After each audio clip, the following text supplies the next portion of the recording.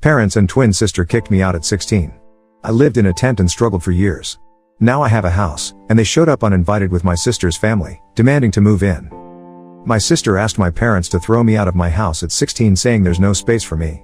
I struggled for 12 years to have my own place, and now they are parading to let my sister move in with me because she's pregnant with her fourth child. I, 28M, have been suffering from my parents' toxicity ever since childhood. I have a twin sister who has been my pain in the butt. People say twins back up each other. In my case, my twin pulls me down to the bottom whenever she gets a chance. If bullying in my childhood was not enough, she reappeared in my life. This time she wants to move into my house with her family despite being the one who threw me out of the house at 16. She has always been narcissistic. It is mostly because of the wrong parenting. My parents always wanted a daughter, but they got a son along with it. They even told this on my face that they would have terminated the pregnancy if it was just me. Just because there was a girl in there, they had to bring me into the world. So, I owe my life to my sister. My sister would miss no opportunity to rub her entitlement on my face. You can very well imagine my childhood, growing up in a household where I was unwanted. Everything was just about my sister. We were of the same age, yet I was not allowed to touch her toys. She gets a new set of clothes now and then, while I get only a pair of clothes at Christmas and one on our birthday. If we didn't share our birthday, they wouldn't even bother celebrating it. Oh, I just realized if I didn't share my birthday with my sister, I wouldn't exist. I got the bare minimum thing, and that too was not out of love but to save their faces from the judgmental eyes of the relatives. The only good thing about my childhood was my grandfather. He was the only one who was able to see through their BS.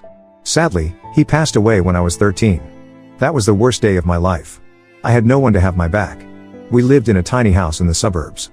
My sister and I shared a room. It was more like, I had a bed and a tiny closet beneath my bed in my sister's room. The entire room was filled with her clothes, toys, and posters. I was not even allowed to complain because, according to my parents, they were doing enough for me. My sister didn't like my presence in her room. I was allowed in the room only in the night to sleep. Even when I was sick, I would have to lie down on the couch and not in my room because she is a girl and she needs privacy. I desperately wanted to be 18 so that I could move out of the house. Looks like my family were far more desperate to get rid of me. When we were 16, my sister got knocked up by a 19-year-old loser. His parents had thrown him out of the house when he failed thrice in the 8th grade. My parents got them married and my father got him a cleaner's job at his factory. My father is a mechanic and works at an automobile manufacturing company. My parents brought him home, so obviously I had to move out of my room to make space for him. But our house had only 2 rooms and a tiny living space. I asked if I could sleep on the couch, but my father denied it, saying he sleeps on the couch when my mom's snoring becomes unbearable on winter nights. I was asked to find a place for myself. To add fuel to my situation, my loser Bill would say, "Dude, it's not tough to find a place for yourself." My parents threw me out when I was 15, and yet I was able to put my life together. Now I have a family. Trust me, it's gonna get better out there, I sighed. Yeah, if living off as a junkie means putting life together and knocking up a minor means family to you, then sure. Most of my relatives lived far off the place, and moreover my parents threatened me not to show up at any of the relatives' places because that would mean exposing my parents' toxicity. I requested a few of my friends to lend me their couch to sleep, but there was no luck. Why on earth would their parents allow me in their house when my own parents kicked me out? But one of my classmates was living in a garage. He let me in for a few months until his parents saw me there and kicked me out. I slept on a bench on the sidewalk for a few days until I was rounded up by the cops and brought home. My parents made up the story that I had run away from home. They took me in that night. My father got me a makeshift tent from a junkyard and asked me to use the space in the backyard to set up my place. It was a reward for remaining silent in front of the cops and obeying their orders of not showing up at the relatives. Tent was still safer than sleeping in the open. Summer was still okay, but winter was terrible. One day it was so cold, I felt I was almost gonna die of freezing. I knocked on my house, but no one responded. I desperately needed help. I knocked on my parents' bedroom window. My dad yelled from inside not to disturb him, else he'd come out and knock me down. I felt so miserable that one point I wanted to die. I cried for the whole night. The next day, I went searching for a job that would lend me a space to sleep. One of the bakery shops needed a worker for his factory that was like 20 miles away, but he agreed to give me a place to sleep and even offered me food. Basically, they baked it in their house and needed a helping hand. They offered me to live in their backyard, but I would have to clean it up. I agreed. The place was pretty messed up with flour and sugar all over the place. Not to mention the rodents surviving on them. But I was at the lowest point in my life. I readily took that job. I packed up my stuff and left. My sister was even happy and said, "Good that you're leaving. We don't have space for you here." No one even bothered to ask me where I was going. I cleaned up the place and made it habitable. Initially, it was difficult to get rid of the rodents when they came searching for food, but eventually, I felt cozy living there. I had to drop out of high school. There were a few more months left for the final year exams.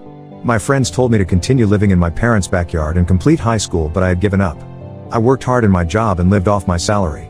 Soon enough I realized I had to upskill myself to get a better job. I picked up few skills. My dad is a mechanic, so I grew up playing with his toolbox. Worked for my parents. They didn't have to get me toys, plus I helped dad in plumbing the house. I saved up and took up a course and a job at a car plant. I worked my ass off to climb up the ladder. Now I'm a supervisor. Recently, one of my old friends was selling off his house urgently. He has some divorce issues and he wanted an immediate buyer. I was reluctant to buy a 3-bedroom house, but he offered me a hefty discount on the market price and agreed to accept the down payment in parts. I grabbed it 2 weeks back. I moved into my new house and today I found unexpected guests at my door. Yes, my parents, sister, and Bill. It was a surprise for me because I was NC with them all these years. Neither did they reach out to me.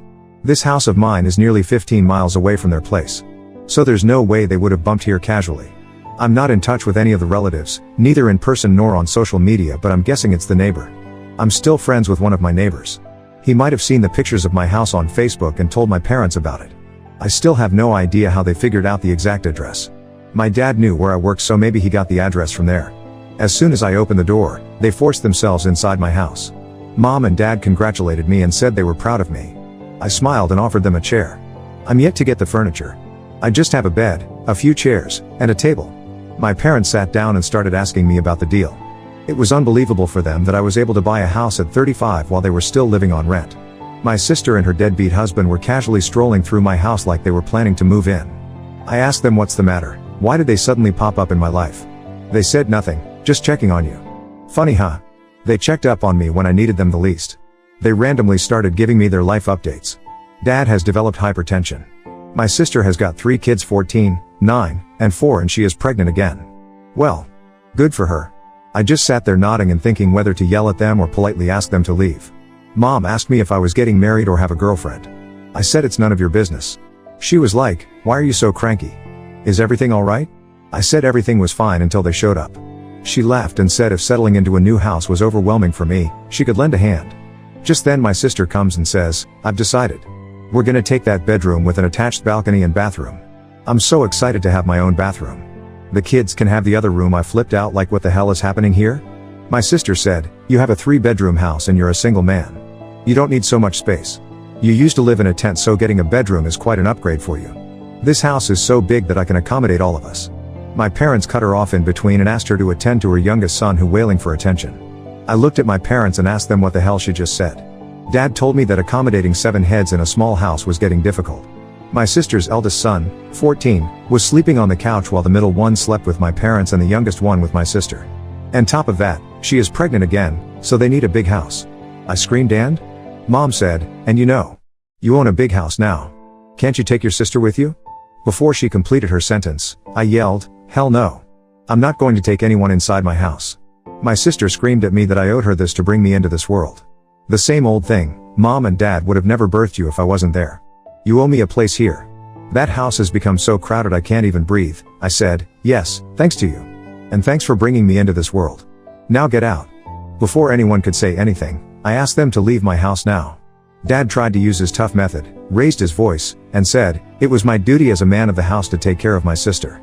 I yelled back at him that I held no obligations to take care of my sister, but as a parent, they were obliged to take care of me, but faltered. Now he was okay with his grandson sleeping on the couch, but when I asked for it, he refused it and threw me out of the house. I ranted about how I survived with rodents at my employer's garage and how I had been living in a dingy apartment for a decade, but none of them came to check on me. My mom started sobbing and tried to hug me. I blocked her and asked them to leave.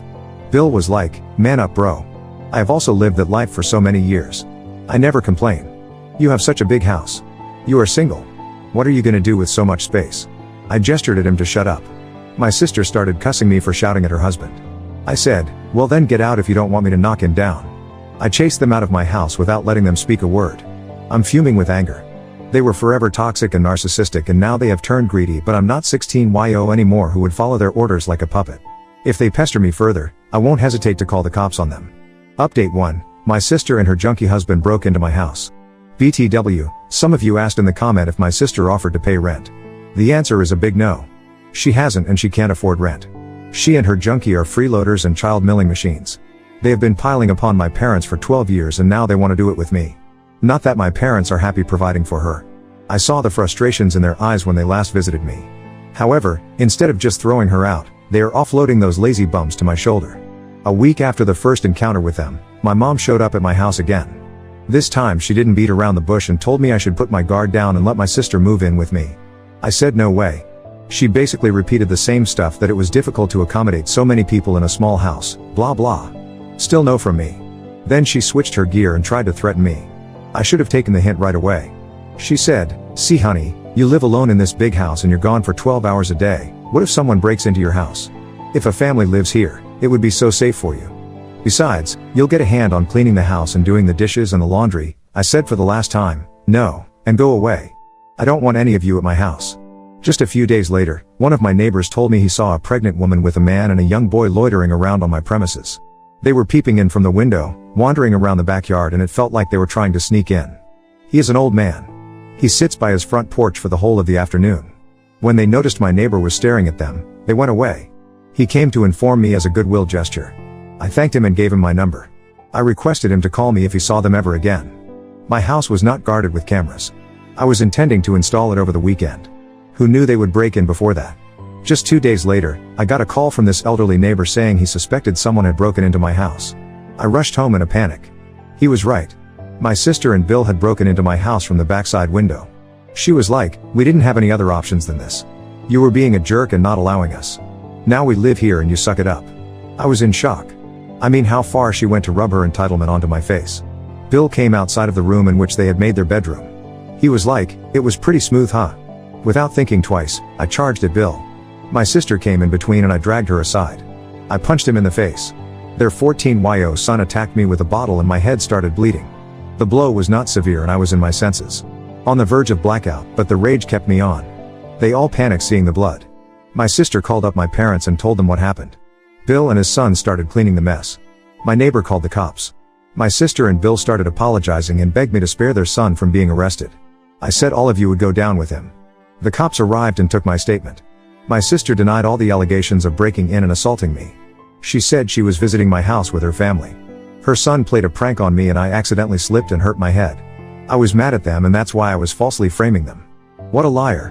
Meanwhile, my parents arrived and they forced me to drop the charges against them. They all ganged up to prove me a liar and said I was using the cops to extract my grudge against my sister. Thank God my neighbor pitched in and gave his statement, and based on that, the cops arrested them. They had to spend the night behind bars because my parents didn't have the money to bail them out. The next day, they were presented for trial. I went to the hospital and got my wounds dressed. The doctor scanned it for internal injury. I had to take a couple of days off to nurse my wounds. I pressed the assault charges on them and also claimed compensation for my loss, and the court agreed that they should bear it. Meanwhile, my parents tried all means to make me drop the charges, but I threatened to sue them for planning the assault on me. Her son is a minor, so he was dealt with according to the juvenile law. He got a week in a juvenile facility and his parents would have to pay for restitution, lost wage and medical bills. Sister and Bill were fined heavily, but they pleaded to trade off a part of it with community service. It's been a week since then and it has been silent. I hope they have got their lesson and they should stay away from me. Update 2, looks like my parents are not off my back yet. Yesterday, they showed up at my house again. I slammed the door in their face. They stood outside for almost an hour requesting me to hear them out. Finally, I had to let them in. I wish I could just yell from the window and threaten them to knock them down like Dad did to me 12 years ago. Anyways, I asked them why they were again at my door. They both started sobbing and said they needed my help. I said if this has to do anything with my sister then count me out. They said it was about them. Dad goes, "You see, I'm growing old and fragile. I cannot work as before. Our house hasn't been repaired in many years. Everything is falling apart." I cut him in between and said, "Come to the point." He and Mom wanted to move in with me. As a responsible son, I should take them in. I should have if they were a responsible parent, but they were not. I asked them what would happen to their house and if they're gonna terminate the lease. They said they're gonna give that house to my sister. I was like, oh cool, you guys have taken an alternate route to exploit me.